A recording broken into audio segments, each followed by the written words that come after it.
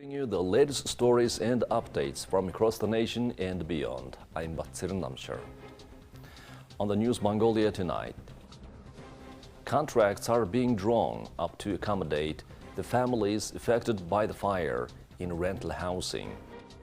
Mongolia expands its coal export capacity with new automated terminals. Ulaanbaatar's license plate restrictions to end on February 1st. For the news, stay tuned.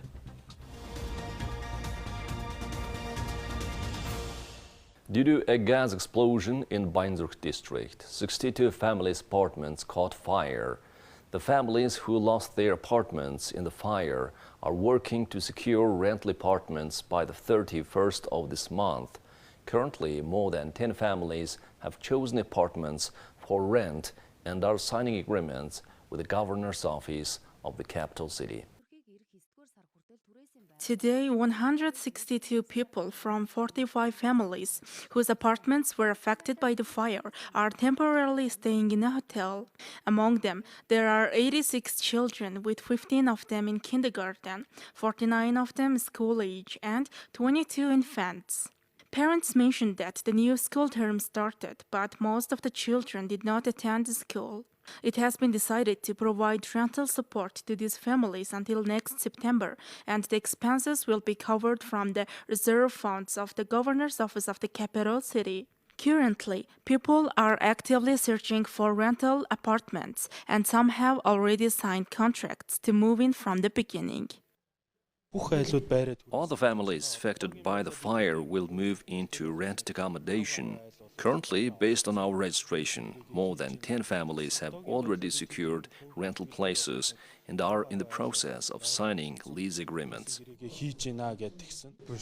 I'm searching for a two-room apartment to rent, as I have lost my previous two-room apartment.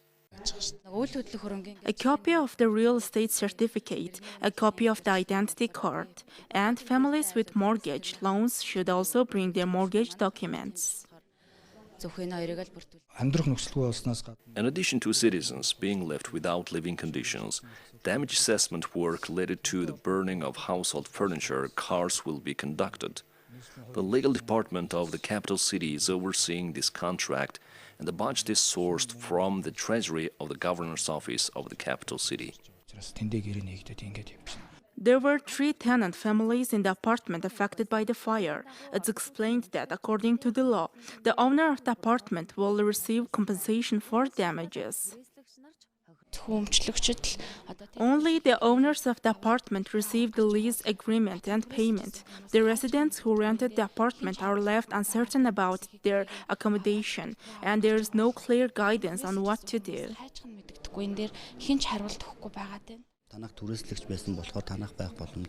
They informed me that as a renter of the apartment affected by the fire, I'm not eligible for any compensation. It's the responsibility of the apartment owner to handle the compensation. People who were renting flats were evicted, left with only the clothes they were wearing.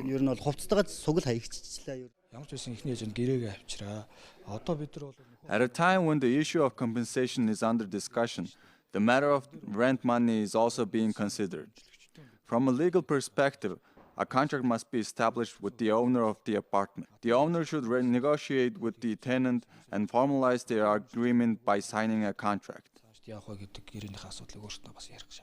In the hotels where the citizens are staying, some government organizations are offering documentation, specialized psychological, legal, and welfare advice to the families.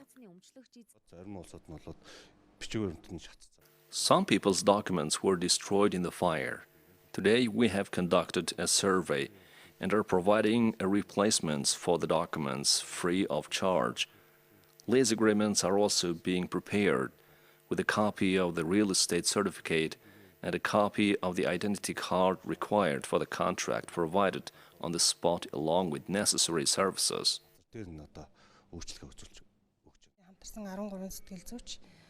13 psychologists and 3 psychiatrists from the district and the capital city are offering psychological counseling and services. Additionally, a children's room has been established where primary school teachers and kindergarten teachers from the education department work in shifts, providing child care services. The Ministry of Labor and Social Protection of Mongolia has suggested that the children from families affected by the fire should stay in a resort for 14 days. It has also been decided to provide essential household items to every family. Additionally, a working group has been established to assess the damage to citizens' property. The government of Mongolia approved the establishment of an automated container terminal at the Qashonsuhwaitboro port in Umnghal province. The terminal has been operational since November 2023, built with an investment of $92 million. It has the capacity to export 10 million tons of coal annually, making it a crucial part of Mongolia's push for enhanced multimodal transportation and a significant leap forward in cross-border transport capabilities. Over 160 Mongolian enterprises collaborated on the project, working alongside 1,200 engineers and technicians from Mongolian Armed Forces civil engineering units, utilizing 360 pieces of equipment for the construction process.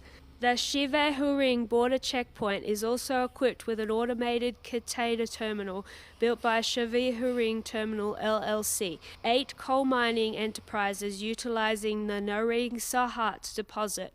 This terminal is expected to quadruple the checkpoint's capacity when complete, facilitating the annual export of 40 million tons of coal. The Mongolian government's new rival policy includes bolstering transportation infrastructure. These initiatives include the construction of the new Aso Naring Sohat Shiva Huring railway network and the opening of the cargo terminal to enhance Shivehuring checkpoint capacity. Now let's take a look at Mongolia's other current affairs. Temporary driving restrictions have been implemented to address traffic congestion in Ulaanbaatar, but the even and odd license plate number system will no longer be in effect on February 1st. Starting on February 1st, new restrictions dictate that vehicles with license plate numbers ending with 1 or 6 are prohibited from driving on Mondays, those ending with 2 or 7 on Tuesdays, 3 or 8 on Wednesdays, 4 and 9 on Thursdays, and cars with license plates ending in 5 or 0 are restricted from driving on Fridays. This measure is aimed at improving traffic flow and reducing congestion during peak hours. Now let's take a look at the currency exchange rates provided by Mongol Bank.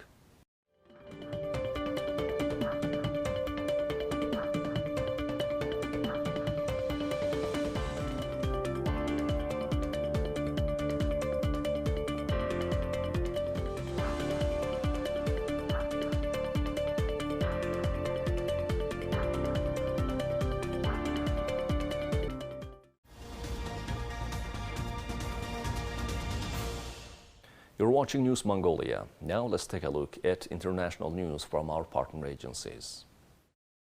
UK Foreign Secretary said on Monday sanctions were issued against 7 Iran-linked individuals and 1 organization accused of carrying out threats to kill people in the UK. Speaking in London, David Cameron said that asset freezes and travel bans were enforced on the group. Well, today we've issued sanctions against 7 individuals and 1 organisation connected with Iran because, frankly, they were carrying out threats to kill people here in this country. Completely unacceptable, and that's why we've acted. These sanctions are asset freezes and travel bans, and this is now comes on top of 400 individuals connected with Iran that we've issued sanctions on in the past. It's completely unacceptable behaviour, and we will always respond rapidly and correctly. According to a statement by the United Kingdom government, the Iranian officials were members of Islamic Revolutionary Guard Corps Unit 840, which was exposed in an ITV channel's investigation into plots to assassinate two television presenters from news channel Iran International on United Kingdom soil. The statement added that there were at least 15 threats by Iran to intimidate or kill British nationals or UK-linked individuals since January 2022. The sanctions were issued in coordination with the United States and took place amid heightened tensions in the Middle East and the latest Israel-Hamas war. Secretary of State Antony Blinken hosted NATO Secretary General Jens Stoltenberg in Washington, D.C. Monday, and the two men projected a united front on unwavering support for Ukraine in its fight against Russia. Partisan gridlock in Congress has frozen U.S. military aid for Ukraine, and both Blinken and Stoltenberg urged Washington to break the logjam and give Ukraine what it needs to take back territory from Moscow.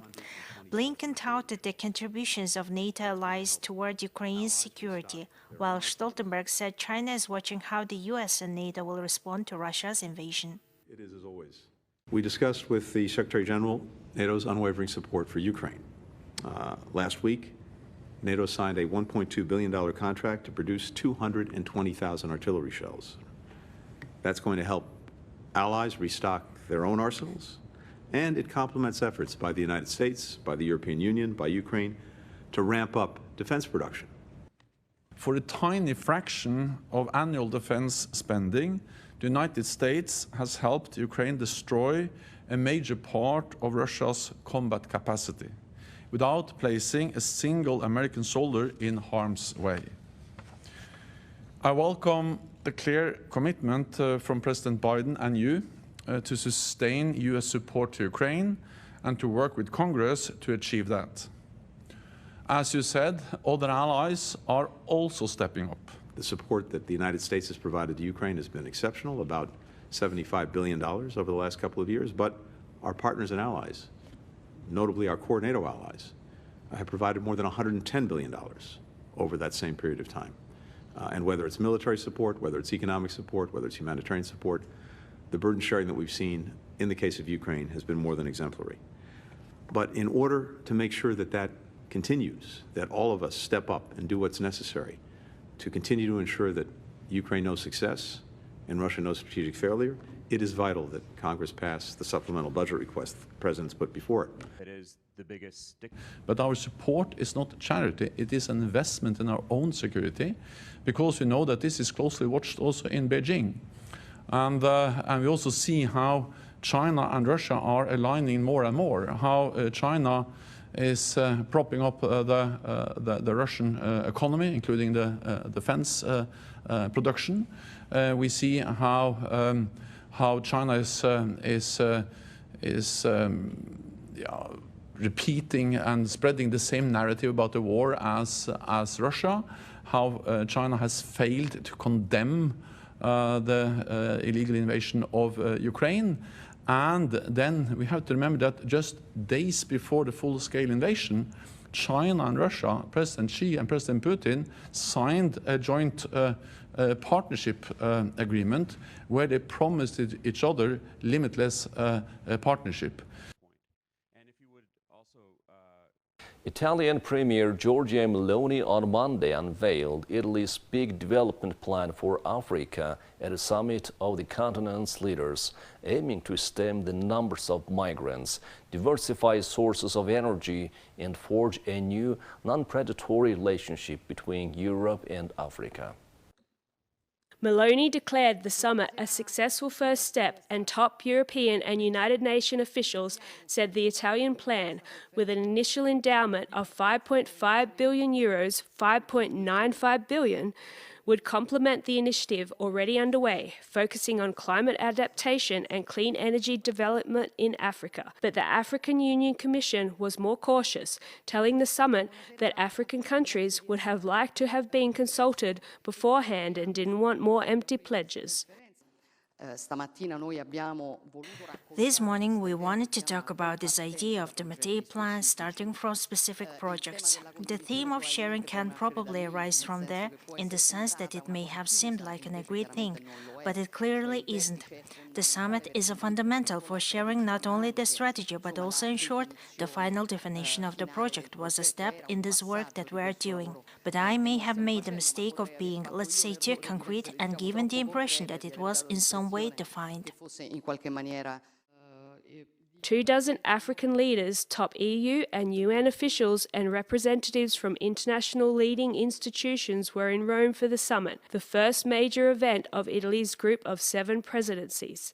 Italy, which for decades has been ground zero in Europe's migration debate, had been promoting its development plan as a way to create jobs and opportunities in Africa and discourage its young people from making dangerous migrations across the Mediterranean Sea. The plan involves pilot projects in areas such as education, healthcare, water, sanitation, agriculture, and energy infrastructure. Meloni, Italy's first hard right leader since the end of World War II, has made curbing migration a priority of her government. But her first year in power saw a big jump in the numbers of people who arrived on Italy's shores, with about 160,000 last year. As the summit got underway, the International Organization for Migration reported that nearly 100 people had died or gone missing in the Mediterranean so far this year, twice as many as the same period of last year, which was the deadliest since 2016. Now let's take a look at the weather forecast for Mongolia and the world's major cities.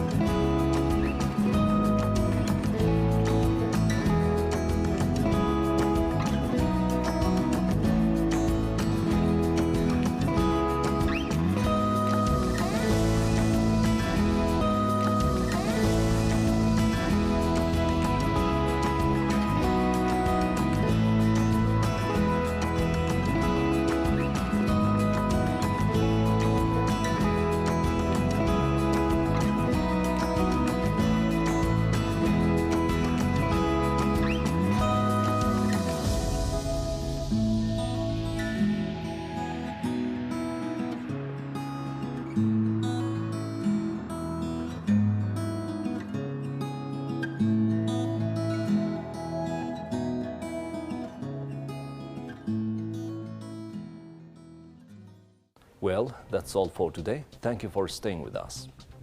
We'll see you on Wednesday with more news and updates. Goodbye.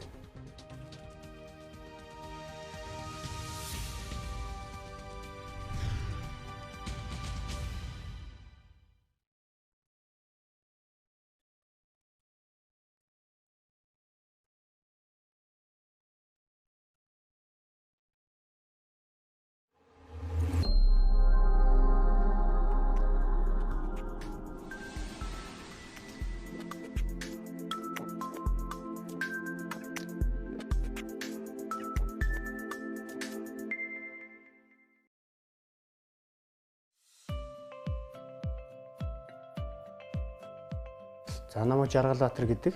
Манай охин одоо 3 настай. Эхний үт хоёр нь анх төрсөн цагаас нь л энэ ягаан дэвтэргээр нь хөтлөөд явдаг. Ямар ач холбогдолтой вэ гэдэг. Тэгэхээр хүүхдийн өсөлт хөгжил болон оюуны хөгжлүүдийн асуултууд маань байж байдаг. Хүүхэд шатны бариулаас барилгүй эсвэл бөмбөг тоглохдоо тэнцвэрээ алж ийн. Миний охин бөмбөг тоглохдоо тэнцвэрээ алддаг үлээ. Үгүй үстэй тий. Харандаага дугуй дүрсийг зурдаг уу гэж байна. За миний охины дугуй дүрс зурчих. Оо мундаг за.